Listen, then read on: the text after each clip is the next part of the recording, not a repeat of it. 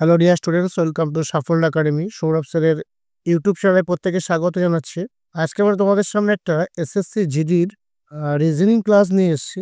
Because আমরা জানি সামনেই কিন্তু জিডির পরীক্ষা আছে, ফেব্রুয়ারি মাসে ডেট দিয়ে দিয়েছে অলরেডি।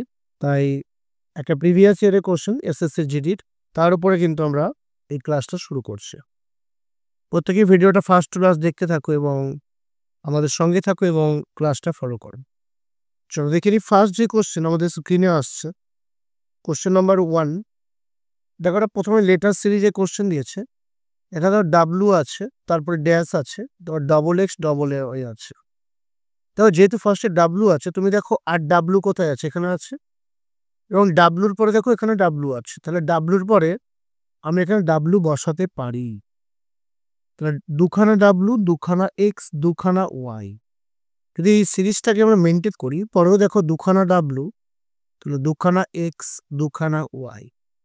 আবার তারপরে দেখো দুখানা ডাব্লু, দুখানা এক্স, দুখানা ওয়াই।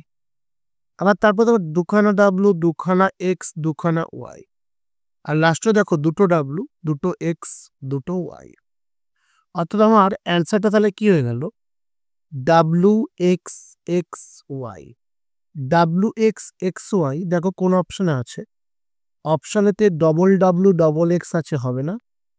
অপশন বিতে দেখো আমাদের যেটা অ্যান্সার আছে সেটা আছে অপশন বিতে, ডাব্লু ডবল এক্স ওয়াই। দেখো option B is the correct answer. ঠিক আছে, এরকম একটা লেটার সিরিজ করতে হবে। এই কোশ্চেনগুলোকে কি বলে? Letter series. প্রত্যেকটা সিরিজের মধ্যে একটা কমন মিল থাকবে। ঠিক আছে, চলো কোশ্চেন নাম্বার 2-তে চলে আসি। এগুলো সবই হচ্ছে প্রিভিয়াস ইয়ারের কোশ্চেন। কোশ্চেন নাম্বার 2 আমাদের স্ক্রিনে চলে আসছে।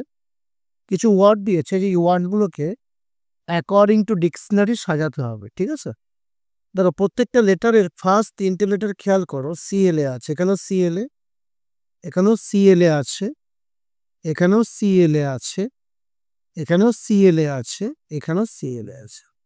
তাহলে প্রত্যেকটা ওয়ার্ডের ফার্স্ট 3টে লেটার কিন্তু সেম আছে।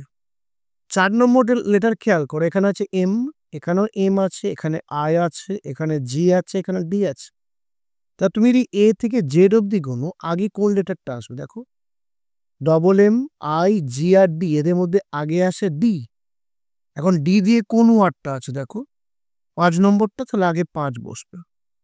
ডি এর পরে ই এফ জি, দেখো জি দিয়ে আছে, ডি এর পরে জি আসবে অ্যাকর্ডিং টু অ্যালফাবেটিক্যাল অর্ডার। তাহলে 5-এর পরে 4 আসবে। জি এর পরে কিন্তু আই দিয়ে এটা আছে, সিএলএ আই এম, এই ওয়ার্ডটা আসবে। পরপর লেটারগুলোকে সাজাচ্ছি আমরা অ্যাকর্ডিং টু ডিকশনারি অর্ডার। প্রত্যেকটার প্রথম 3টে লেটার যেহেতু সেম, তাহলে 4 নম্বর লেটারটা আমরা দেখছি যে কোন জায়গায় কোনটা আছে। ডি আগে, জি পরে, তারপর আই। তাহলে 5 5 4 3, 5 4 3 দেখো দুটো অপশন আছে। নাম্বার 2-তে আছে, মানে বিতে আছে আর ডিতে আছে। তাহলে অপশন এটা কেটে দিলাম, অপশন সিটাও কেটে দিলাম।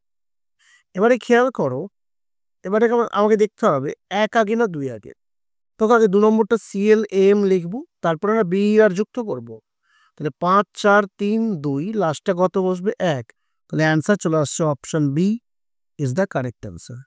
এবার আমাদের অ্যাকর্ডিং টু ডিকশনারি অর্ডার সাজাতে হবে। ঠিক আছে, তোমাকে এই ধরনের কোশ্চেন বলতে পারে মিনিংফুল অর্ডারে সাজাও, অর্থ অনুযায়ী সাজাও, তখন তোমরা অর্থ অনুযায়ী সাজাবে। তাহলে কোশ্চেন আগে পড়ে নেবে যে কি বলছে, অভিধান অনুযায়ী বলছে না অর্থ অনুযায়ী বলছো।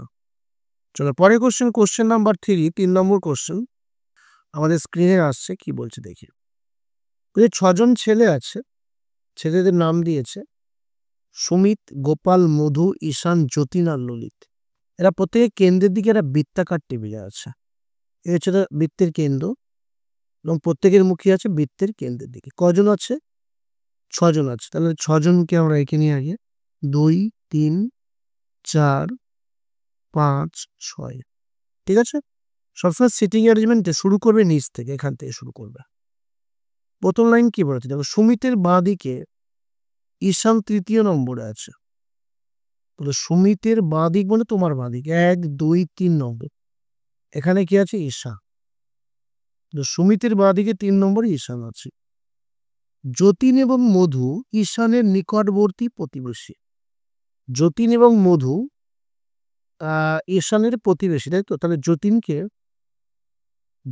আমি এখানে বসাই, যতীন আছে আর মধু আছে, এরা হচ্ছে ঈশানের প্রতিবেশী। আচ্ছা, ললিত যতীনের ডান দিকে আছে, ললিত আছে যতীনের ডান দিকে, তাহলে যতীনের ডান দিকে মানে তোমার ডান দিকে, তাহলে এখানে আছে ললিত। দেখো এই 6 জনের মধ্যে 5 জন কিন্তু বসে গেছে, একমাত্র একজনই বসেনি, তার নাম কি? গোপাল। তাহলে গোপালকে আমি এখানে বসিয়ে দেবো। ঠিক আছে, তাহলে পুরোটা আমার কমপ্লিট হয়ে যাবে। এবার জানতে চাই ঈশানের বাঁ দিকে কে আছে। দেখো ঈশানের মুখ তো দক্ষিণ দিকে, তাহলে বাঁ দিক মানে অ্যাকচুয়ালি তার ডান দিকে কে আছে? ঈশানের মুখটা যেহেতু দক্ষিণ দিকে আছে, তাহলে বাঁ দিক মানে ধরবো ডান দিকে কে আছে, তাহলে অ্যান্সার আসছে মধু। অপশন এ চলে আসছে, মধু ইজ দ্য কারেক্ট অ্যান্সার। ঠিক আছে, চলো পরে কোশ্চেন নাম্বার 4। সিটিং অ্যারেঞ্জমেন্টের ক্ষেত্রে আমি বলবো প্রত্যেকে, যেহেতু অনলাইন পরীক্ষা তোমরা একবার ট্রাই করবে, যদি না মেলে বাই চান্স পরের কোশ্চেনে চলে যাবে, স্কিপ করে কখনো টাইম ওয়েস্ট করবে না। ঠিক আছে, চলো পরে কোশ্চেন নাম্বার 4 কি বলছে। আর একটা সিটিং অ্যারেঞ্জমেন্টের কোশ্চেন দিয়েছে। 6 জন বন্ধু আছে, লিজা, মার্ক, নিকোল, ওয়েন, পাম এবং কুইন। এরা কেন্দ্র থেকে দূরে একটি বৃত্তাকার টেবিলে বসেছে। তবে এরাও কিন্তু বৃত্তাকারে বসেছে, 1 2 3 4 5 and 6। আচ্ছা, লিজা বসেছে মার্কের ঠিক ডান দিকে, যদি আমি মার্ককে এখানে বসাই তাহলে লিজাকে এখানে বসাতে পারি। সবসময় শুরু করবো নিচ থেকে, বাবা বলছি লিজা আছে মার্কের ঠিক ডান দিকে। কুইন আছে নিকোল এবং ওয়েনের মাঝে। দেখো এই লাইনটা আমরা অ্যাভয়েড করে যাচ্ছি বিকজ আমরা কোনো লিঙ্ক খুঁজে পাচ্ছি না। পরের লাইন, ওয়েন আছে পামের বাঁ দিকে, ওয়েন পামের বাঁ দিকে। আচ্ছা, এখানটা আমাকে তাহলে রিস্ক নিতে হবে। উইন আছে ওয়েন আর নিকলের ওয়েন আছে আর পামের বাম দিয়ে, তাই তো? আচ্ছা, কুইন আছে ওয়েন এবং নিকলের মাঝে, তাহলে ওয়েন আর নিকলের মাঝে কে আছে, তাহলে কুইনকে এখানে বসাতে পারি। আর বলে যে পামের ওয়েন পামের বাঁ দিকে আছে, তাহলে পামকে এখানে বসিয়ে দাও, পামের বাঁ দিকে ওয়েন আছে। জানতে চাই পামের অবিলম্বে মানে একদম ঠিক পাশে ডান দিকে কে আছে, তাহলে পামের ডান দিকে আছে মার্ক। তাহলে অ্যান্সার চলে আসছে option B, mark is the correct answer. ঠিক আছে, দেখতে পাচ্ছ যে একটা শিফটে 2 বা 3টে আমাদের সিটিং অ্যারেঞ্জমেন্ট থেকে প্রশ্ন দিচ্ছে। ঠিক আছে, তোমরা একটু বাড়িতে প্র্যাকটিস করে যাবে, তাহলেই তোমরা অ্যান্সার কিন্তু পারবে। চলো পরে কোশ্চেন দেখি। কোশ্চেন নাম্বার আমাদের সামনে চলে আসছে 5। তোমরা ভিডিওটা ফার্স্ট টু লাস্ট দেখো। যদি তোমাদের ভিডিওটা ভালো লেগে থাকে তোমরা চ্যানেলটা সাবস্ক্রাইব করে দিও, লাইক এবং কমেন্ট করতে ভুলবে না। কোশ্চেন নাম্বার 5 কি বলছে? কোশ্চেন নাম্বার 5-এ চলে আসছে, একটা নির্দিষ্ট কোড ল্যাঙ্গুয়েজে দিয়েছে APCTS, ফ্যাক্টসের কোড দিয়েছে দেখো 40827।